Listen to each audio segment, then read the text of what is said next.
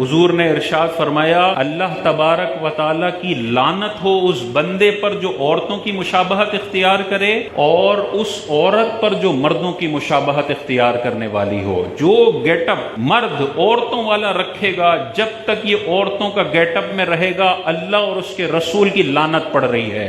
خدا نہ خواستہ اسی حالت میں اس کو موت آ گئی، کتنی بری موت ہوگی کہ یار میں موت سے ایک سیکنڈ پہلے بھی مجھ پر اللہ کی لعنت پڑ رہی تھی، اللہ کے رسول کی لعنت پڑ رہی تھی، کیونکہ میں نے زنانہ پن اختیار کیا ہوا تھا۔ اب وہ زنانہ پن کیا ہے؟ وہ زنانہ پن یہ ہے کہ اتنے بڑے بڑے بال آدمی نے رکھے ہوئے اور چوٹی باندھی ہوئی ہے۔ کیوں؟ کیونکہ فلاں بالی ووڈ کے سپر اسٹار نے لمبے بال رکھے، میرے نبی کیا کہتے ہیں، میرا اللہ کیا کہتا ہے، آخرت میں دیکھی جائے گی۔ میں نے تو اس فلاں سپر اسٹار کو فالو کرنا ہے، یہ اللہ کی لعنت کا مستحق بندہ ہے، مرنے کا انتظار ہے بس قبر میں جب پہنچے گا، کیونکہ مرنے کے بعد بال کاٹنے کی اجازت نہیں ہے۔ اندازہ کرے وہ قبر میں جب پہنچے گا، فرشتے جب اس سے حساب لینے آئیں گے کیا ہوگا؟ نبی نے جس سنت کو بڑھانے کا کہا اس کو ختم کر دیا، اور نبی نے کندھے کے نیچے سے بال رکھنے کو منع کیا، یہ اتنے بڑے بڑے بال رکھ کے اب قبر میں جا رہا ہے اور منکر نکیر اس سے سوال کرنے آ رہے ہیں۔ کیسی بری حالت میں مرا ہے کہ سارا تیرا گیٹ اپ یہودی سے 100% میچ کرتا ہے، تیرا گیٹ اپ ہندو سے 100% میچ کرتا ہے، تیرا گیٹ اپ ایک ایتھیسٹ سے 100% میچ کرتا ہے، لیکن تیرے گیٹ اپ کے اندر نبی والی بات نظر نہیں آتی، تیرے گیٹ اپ کے اندر صحابہ والی بات نظر نہیں آتی۔ فیشن کے اندر بندہ اتنا مگن ہو جائے کہ اپنے نبی کا سامنا اس گندی حالت میں کرنے کے لیے بھی تیار ہے۔ تیسرا سوال کیا ہوگا؟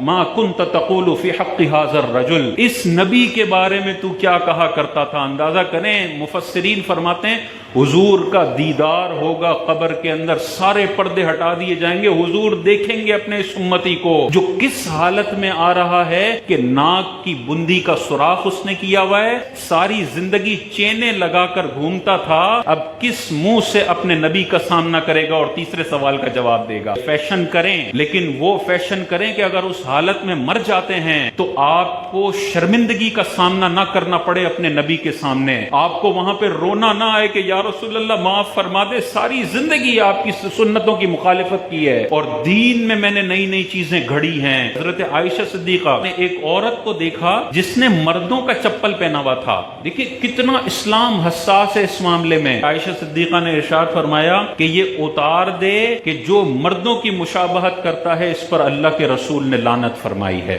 مردوں کا چپل پہننا منع ہے تو پھر مردوں جیسی وضاقتہ، مردوں جیسا لباس اور عورت کو مردوں جیسے بال رکھنا کس قدر ناجائز ہوگا۔ عورت کے لیے ناجائز ہے کہ کندھوں سے اوپر بال کٹوائے، اور مردوں کے لیے حرام ہے کہ کندھوں سے نیچے بال رکھے۔ حضور کی سنت مبارکہ یہ ہوتی تھی جب کندھوں کو بال ٹچ کرتے تھے حضور اس کو کترواتے تھے۔ حضور نے زلفیں بھی رکھی ہیں، وہ کندھوں تک ہوا کرتی تھی، اس سے نیچے عورتوں کی مشابہت ہے۔ پیچھے سے تو بندہ عورت ہی لگ رہا ہوتا ہے جب تک آگے سے اس کا فرنٹ پوز نہ دیکھ لیا جائے۔ یہ کھلم کھلا حضور کی لعنت کا مستحق ہونے والا عمل ہے۔